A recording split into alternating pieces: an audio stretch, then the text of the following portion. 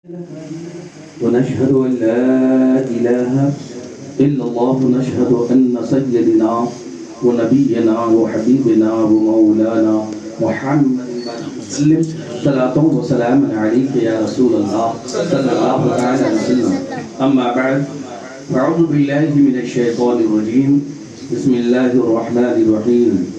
فمن يعمل مثقال ذرة خيرا يره ومن يعمل مثقال ذرة شرا يره. صدق الله العظيم وبلغنا رسوله النبي الأمين المتين الكريم ونحن على ذلك لمن الشاهدين والشاكرين والحمد لله رب العالمین.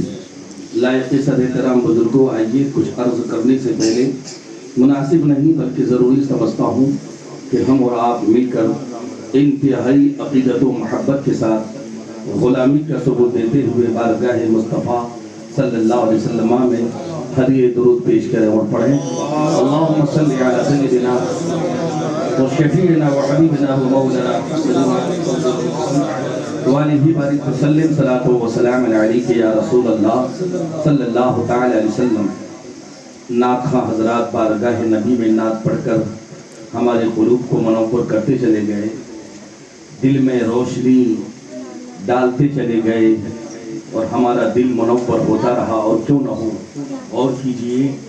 ہم اور آپ اپنے جسم کو قائم رکھنے کے لیے، اس جسم کی توانائی کے لیے، اس جسم کے ہر پرزے ہر اعضاء کو قوت بخشنے کے لیے کیا نہیں کھاتے ہیں، کیا نہیں استعمال کرتے، ہر چیز استعمال کرتے ہیں.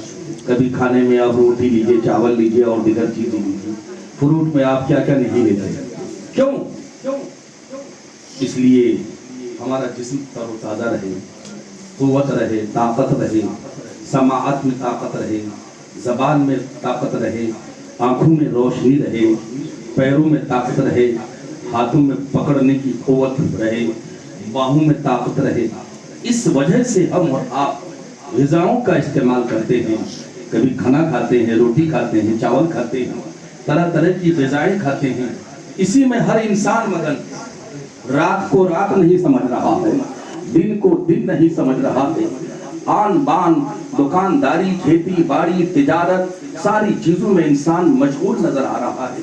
بس صرف اور صرف یہی مقصد ہے، چاہے وہ اپنی جان کا ارادہ ہو، اپنے بال بچوں کا ارادہ ہو، ماں باپ کی خدمت کا ارادہ ہو، پڑوسیوں اور بھائی برادر کا خدمت کا ارادہ ہو. مقصد یہی ہے ہم جان و دل سے صبح و شام کماتے رہیں، محنت کرتے رہیں، مشقت اٹھاتے رہیں. مقصد یہی ہے ہمارے بیٹے کو اچھی خوراک مل جائے، ماں کو اچھی غذا مل جائے، والد کو اچھا پہننا مل جائے، سارے لوگوں کو اچھے سے اچھی غذائیں حاصل ہو جائے. مقصد یہی رہتا ہے حضرات.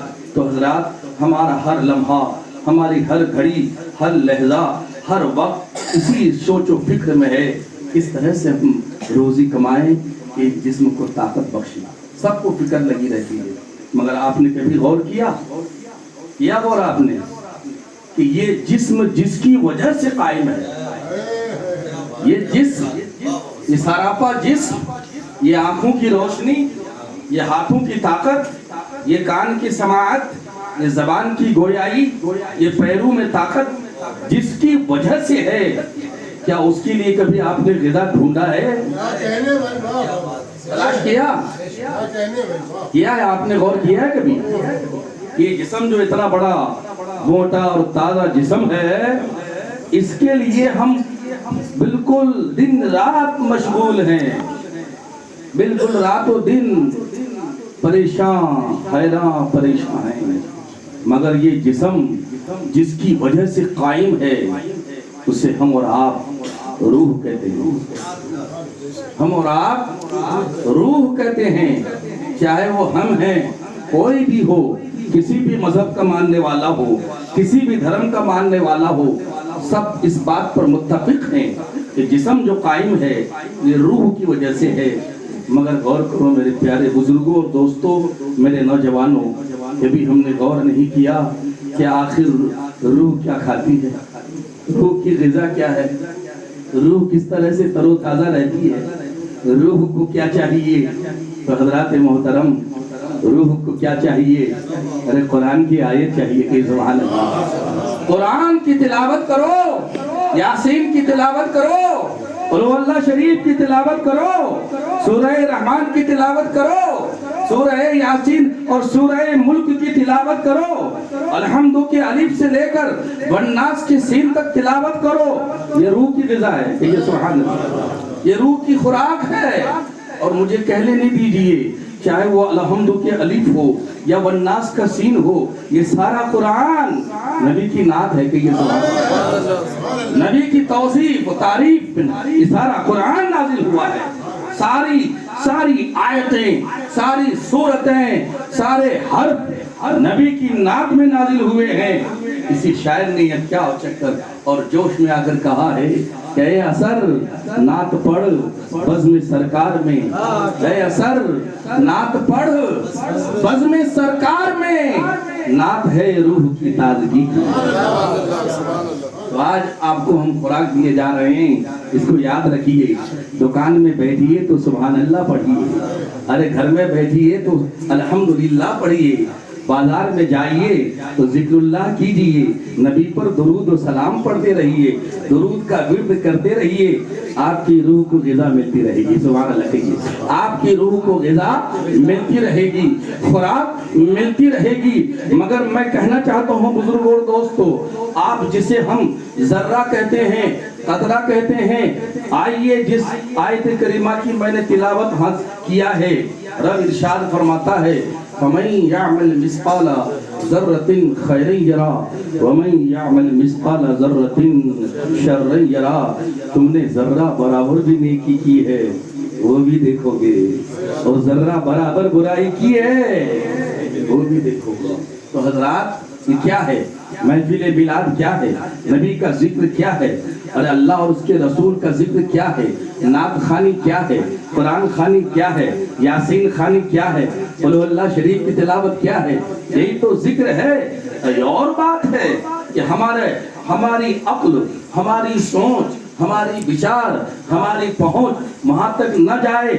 آئیے، آہا سبحان اللہ، اللہ کے رسول صلی اللہ تعالیٰ علیہ وسلم ارشاد فرماتے ہیں، ایک بندہ مومن اگر راستہ چل رہا ہے، راستے میں ڈھیلا پڑا ہے، راستے میں پتھر پڑا ہے، راستے میں کانٹا پڑا ہے، اگر اس مرد مومن نے اور اس انسان نے اس نیت سے اس تکلیف دینے والی چیز کو ہٹایا کہ آنے والا راہگیر، آنے والا راستہ چلنے والا اس ٹھوکر سے بچ جائے، تکلیف سے بچ جائے، پریشانی سے بچ جائے، تو کیا معلوم ہے آپ کو؟ آپ کے نام اعمال میں 100 نہیں کیا ہے۔ آپ نے ہیرا ہٹا دیا، وہ پتھر کا ٹکڑا ہٹا دیا، کانٹے کا ٹکڑا ہٹا دیا، لکڑی کا ٹکڑا ہٹا دیا، چلے گئے، کوئی احساس نہیں، کچھ معنی نہیں، آپ کی سوچ و فکر میں کچھ نہیں، مگر آئیے، میرے رب نے ایسے فرشتے مقرر کر رکھے ہیں کہ آپ کے ذرے ذرے کا، قطرے قطرے کا انہیں لکھنا اللہ نے فرمایا ہے۔ اے فرشتوں، میرے بندی نے ایسی نیکیاں کی ہے جو اس کے سوچ و فکر سے ورا ہے، اسے معلوم ہی نہیں ہے، مگر اے فرشتوں، میرے بندے کی اس نیکی کو قلم بن کر تو لکھ لو۔ اور محشر کے میدان میں جب نفسی نفسی کا عالم ہوگا، کوئی کسی کا پرسان حال نہ ہوگا، باپ بیٹے سے دور بھاگتا ہوا نظر آئے گا، ماں بیٹی سے دور بھاگتی ہوئی نظر آئے گی، قہاری اور جباری جلال پر اور وہاں کے بارے میں اعلیٰ حضرت عظیم البرکت مجدد دین و ملت یوں گنگناتے ہیں کہ خدا قہار ہے غضب ہے۔ یا رسول اللہ، خدا قہار ہے غضب پر، کھلے ہیں بدکاریوں کے دفتر۔ ایسا منظر ہوگا، اعلیٰ حضرت پیش فرماتے ہیں، خدا قہار ہے غضب پر، کھلے ہیں بدکاریوں کے دفتر، بچا لو آ کر شفیع محشر کے سخت مشکل عذاب، کہ سخت مشکل حساب میں۔ حضرات نفس نفسی کا وہاں ذرے ذرے کا حساب ہوگا، قطرے قطرے کا حساب ہوگا۔ جو آپ نے ایک ذرہ برابر بھی نیکی کی ہے، وہاں آپ आपके नाम आमल में लिखी होगी। और सुनो, हदीस पाक में आया है, कुछ बंदे अपने नाम आमाल को देखकर कहेंगे, अरे ये तो मैंने नहीं किया था, ये तो मैंने नहीं किया था, ये तो मैंने नहीं किया था। ये महफिल पाक में आप आए, सुभान अल्लाह पढ़ रहे हैं, दुरूद शरीफ पढ़ रहे हैं, मगर सुनिए उस रब का करम देखो, रसूल रहमत के सदक़े में मेरा रब उस आपके छोटे से अमल को, छोटी सी नेकी को अपनी रहीमी और करीमी के सदक़े में इतना बढ़ाएगा, आवाज आएगी, आवाज देने वाला आवाज देगा, हे बंदे तूने इतना किया था, और मेरी रहमत ने उसको बढ़ा कर इतना कर दिया। ये होगा, जर्रे जर्रे का हिसाब होगा। फमन यअमल मिस्काल ज़र्रतिन खैरन यरा। तुमने कोई भी नेक काम किया है वो भी देखोगे, ये नेकी का काम है, महफिल सजाना नेकी का काम है, मिलाद शरीफ कराना नेकी का काम है, दुरूद शरीफ पढ़ाना नेकी का काम है। हम और आप दूर दूर से आए हैं, हमारे हर कदम पर नेकियां लिखी जा रही हैं। क्यों? ये बंदे ऐसी महफिल में जा रहे हैं, फरिश्ते अर्ज करेंगे, परवरदिगार ये बंदे अपने घरों को छोड़कर तेरे महबूब के मिलाद में और जिक्र में गए थे, मौला इन्हें बख्श दे। आइए दुरूद पाक पढ़ लीजिए, अल्लाहुम्मा सल्ली अला सय्यिदिना व शफीना व हबीबना व मौलाना मुहम्मद मादनी जूद वल करम वालिही बारिक वसल्लम सलातो व सलाम अलैका या रसूल अल्लाह। इसी के तहत एक हदीस पाक पेश कर रहा हूँ, उसके बाद रुखसत। हज़रात मोहतरम, जर्रे जर्रे का हिसाब होगा, कतरे कतरे का हिसाब होगा। आपने किसी को गाली दिया है उसका भी हिसाब होगा, आपने नाहक किसी को मारा है उसका भी हिसाब होगा, आपने किसी का पैसा लिया है, नाहक लिया है, वापस नहीं किया है, इसका भी हिसाब होगा, आपने किसी की चुगली की है उसका भी हिसाब होगा, किसी की गीबत की है उसका भी हिसाब होगा। सुनो, आइए महशर का मैदान कायम होगा, मेरे आका की बारगाह में सहाबे किराम इस तरह से बैठे हुए हैं जैसे कि एक चांद तुलू हुआ है और सितारे इर्द गिर्द बैठे हुए। ये मंजर है। आका ने इरशाद फरमाया, मेरे सहाबा बताओ मुफलिस कौन? क्या इरशाद फरमाते मेरे आका रहमतुल लिल आलमीन सहाबा से, मेरे सहाबा बताओ मुफलिस कौन? हजरात, अल्लाह न करे किसी की मुफलिसी आ जाए, किसी की मजबूरी आ जाए। मुफलिसी बड़ी बीमारी है। आज हम कहते हैं कि मुफलिस, अरे उनके घर में खाने का नहीं है, उनके घर में पहनने का नहीं है, बीवी बच्चों की खुराक का इंतजाम नहीं है, माँ बाप की ग़िज़ा का इंतजाम नहीं है, बड़ा मुफलिस है ना? यही ज़हन में है, यही दिमाग में है, यही सोच में है। मगर सुनो, सहाबा की महफिल है, मेरे आका इरशाद फरमाते हैं, मेरे सहाबा बताओ मुफलिस कौन? तो सहाबा ने अपने अपने तौर पर, जैसा कि मैंने आपसे अर्ज किया, किसी सहाबी ने अर्ज किया, या रसूलल्लाह मुफलिस वो है जिसके घर में खाने का ना हो। किसी सहाबी ने अर्ज किया, या रसूलल्लाह मुफलिस वो है जिनके पास तन छुपाने का कपड़ा न हो, जिसके पास दर न हो, जिसके पास माल न हो, जिसके पास और दीगर चीजें न हो, घर न हो, मकान न हो, तो मुफलिस है। अल्लाह अल्लाह, मेरे आका रहमतुल लिल आलमीन सल्लल्लाहु ताला अलैहि वसल्लम अलग अलग सहाबा से अलग अलग जवाब सुनते हैं, तो मेरे आका इरशाद फरमाते हैं, मेरे सहाबा सुनो सुनो, महशर का मैदान कायम होगा, किसी का पुरसा नहीं हाल। मेरे सहाबा सुनो, महशर का मैदान कायम होगा, एक शख्स ऐसा लाया जाएगा, एक आदमी ऐसा लाया जाएगा कि उसके पास ओहद पहाड़ के बराबर नेकियां होंगी। कहिए सुभान अल्लाह। मुफलिस कौन? मुफलिस वो नहीं, मेरे आका फरमाते हैं, कि जिसके पास खाने का ना हो, मुफलिस वो नहीं जिसके पास पहनने का ना हो, मुफलिस वो नहीं जिसके पास मकान ना हो। मेरे सहाबा सुनो, एक शख्स लाया जाएगा, उसके पास कितनी नेकियां होंगी? अल्लाह अल्लाह, सुभान अल्लाह, कहिए सुभान अल्लाह। ओहद पहाड़ के बराबर नेकियां उसके साथ होंगी, वो लेकर हाजिर होगा। अल्लाह तबारक व तआला फरिश्तों में इरशाद फरमाएगा, आज जर्रे जर्रे का हिसाब होगा, आज कतरे कतरे का हिसाब होगा, आज पहलू पहलू का हिसाब होगा, हर चीज का हिसाब होगा। फरिश्तों जाओ ऐलान करो, اس پہاڑ برابر نیکیوں والے کے لیے اعلان کرو کوئی اس کا مستحق تو نہیں ہے، اس کے اوپر کوئی قرض تو نہیں ہے، اس نے کسی کو گالی تو نہیں دیا، اس نے کسی کی غیبت تو نہیں کیا، اس نے کسی کو ناحق ستایا تو نہیں، ماں باپ کا حق ادا کیا کہ نہیں، بھائی برادر کا حق ادا کیا کہ نہیں، پڑوسی کا حق ادا کیا کہ نہیں، اور اپنے گھر میں ہر کا حق ادا کیا کہ نہیں، کسی کو ناحق ستایا تو نہیں۔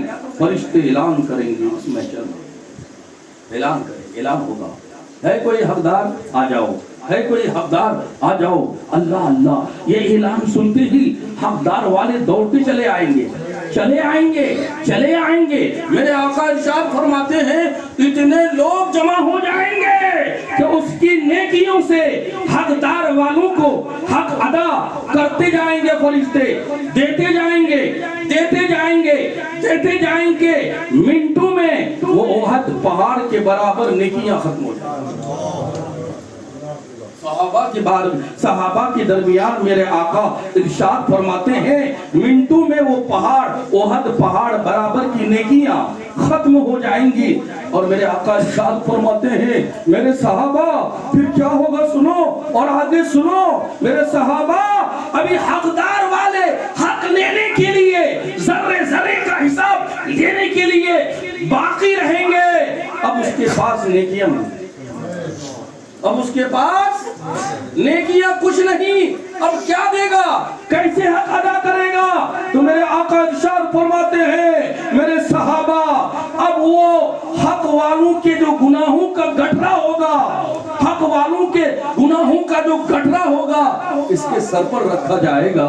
میرے صحابہ سب سے بڑا مخلص آدمی وہی ہوگا، سب سے بڑا مخلص آدمی وہی ہوگا کہ احد پہاڑ کے برابر